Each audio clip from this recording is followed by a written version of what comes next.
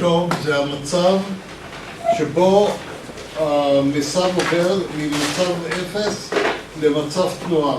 זה נקודה מאוד מסוימת. איך מודדים את זה? יש מנוע, יש מערכת כזו, רואים אותה למטה.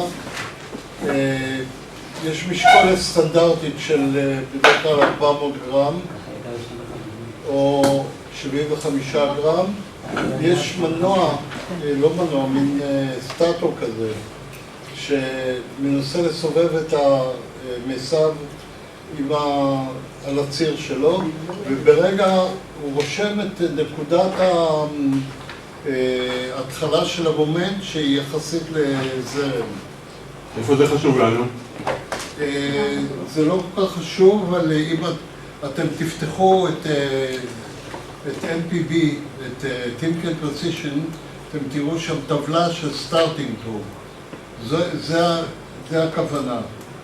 כן, אבל במקררים שלנו אני חושבת שזה לא מעניין אותנו הדבר הזה. לא מעניין. יותר חשוב המומנט בעבודה, נראה לי. אבל אם יש לנו מערכת שהיא כזאת בקרה שהיא מניעה מפסיקה, מבחינת העבודה הלא סטנדרטית שלה, זאת אומרת, מבחינת קשר. אז עלול לעלות הספקי כניסה או דברים כאלה. זה לא רצוי בכל אופן לעבוד בצורה כזאת. יש גם מושג שנקרא running torque. אז אני אראה אותו ותראה מה יותר מתאים לך. לא, אני אסביר לך למה, בגלל השפעת שמן זה לא... אבל ממילא יש מומנט אנרציה שממשיך את כל החבר'ה שם ממשיכים לרוץ גם אם זה עובד ככה, אז בדרך כלל זה לא באמת נעצר ומתחיל. יש מושג שנקרא running torque, וזאת היא אמצעי לבדוק את הטיב של המסב. אם אתם מבקשים running torque, אתם מקבלים, אתם צריכים להוסיף עוד כסף או עושים מדגם, אבל אתם יודעים שהמסב נבדק ויש ערכים מסוימים שמגדירים אותם. לאיזה ערכים אנחנו היינו, ויש לך פה הגדרה של מה זה מסב טוב? יש פה טבלה שאומרת לנו מה כדאי לדרוש? כן.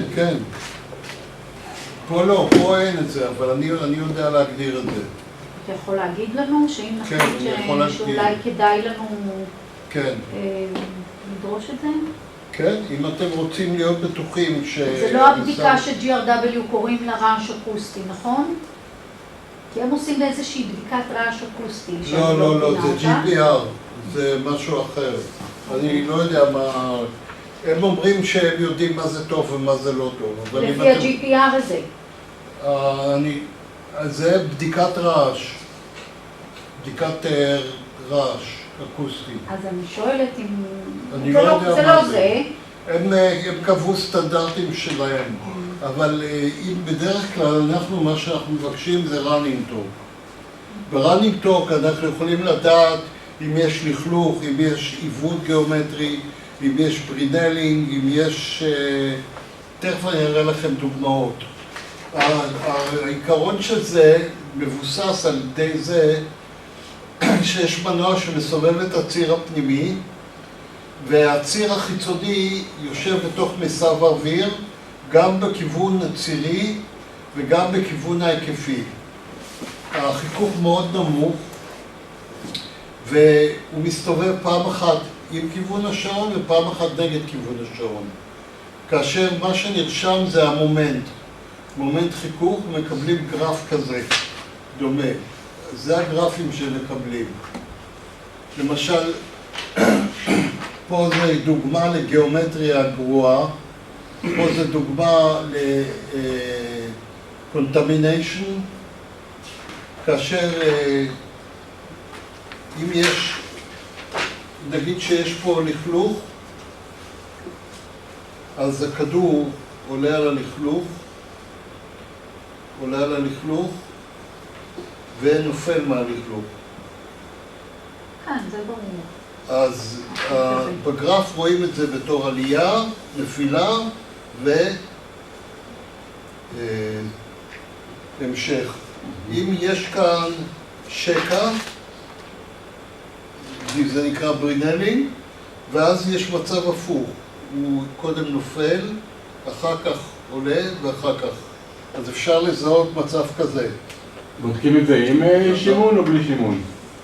עם שימון. עם שימון? עם שימון, כן. זה אותו- הבעיה שעם גריס קשה לבדוק את זה. לא, בסדר. צריך אבל- לבדוק את זה עם שמן סטנדרטי.